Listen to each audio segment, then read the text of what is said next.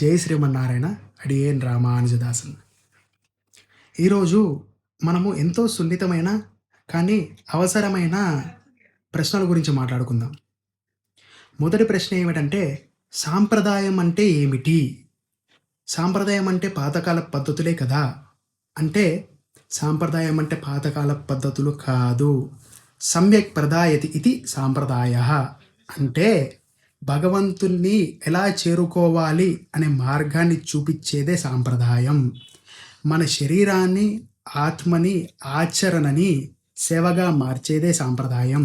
శ్రద్ధతో, ప్రేమతో ఆచరించే పద్ధతే సాంప్రదాయం. సాంప్రదాయం ఎందుకు పాటించాలి? భగవంతుడిపై భక్తి సరిపోదా? అంటే భక్తి అనేది భగవంతుడిపై కలిగే భావన మాత్రమే. సాంప్రదాయం అనేది ఆ భావనకి ఇచ్చే రూపం.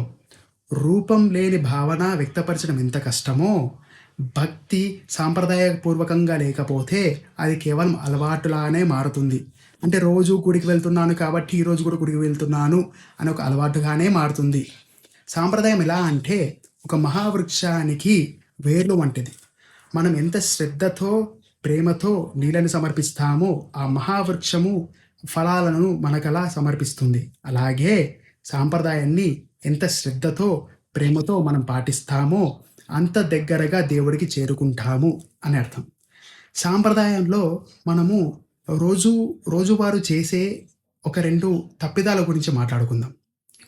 మొదటి తప్పిదం ఏమిటంటే జుట్టు విరబోసుకొని గుడికి వెళ్ళడం.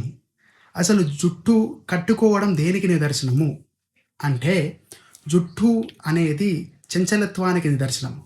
గాలికి జుట్టు ఎలా వీస్తుందో మన మనస్సు కూడా చంచలంగా అటు ఇటు తిరుగుతుంది అని నిదర్శనంగా చూపిస్తుంది.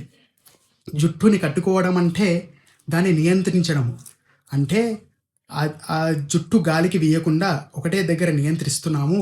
అలాగే మనం కూడా మనస్సుని ఒకటే దగ్గర నియంత్రించి భగవంతుడి పైన నియంత్రించి ఆయనపైన ధ్యానం పెట్టాలి అనేది మనకు జుట్టు కట్టుకోవడం అనేది తెలుపుతుంది.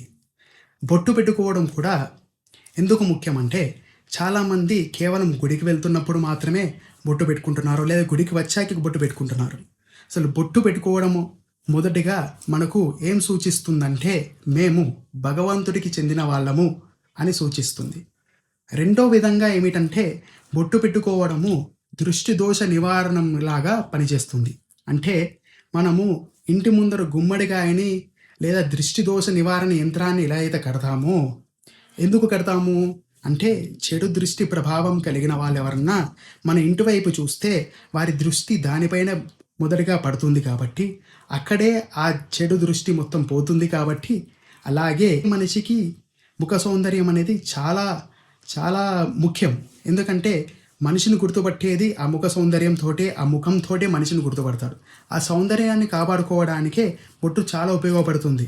ఎవరన్నా చెడు దృష్టి కలిగిన వారు మన ముఖం వైపు చూసినప్పుడు వారి దృష్టి మొదట బొట్టుపైకి వెళ్తుంది కాబట్టి అక్కడ చెడు ప్రభావం మొత్తం పోతుంది. తర్వాత మన ముఖాన్ని చూసినాక ఎటువంటి చెడు ప్రభావం కూడా ఉండదు.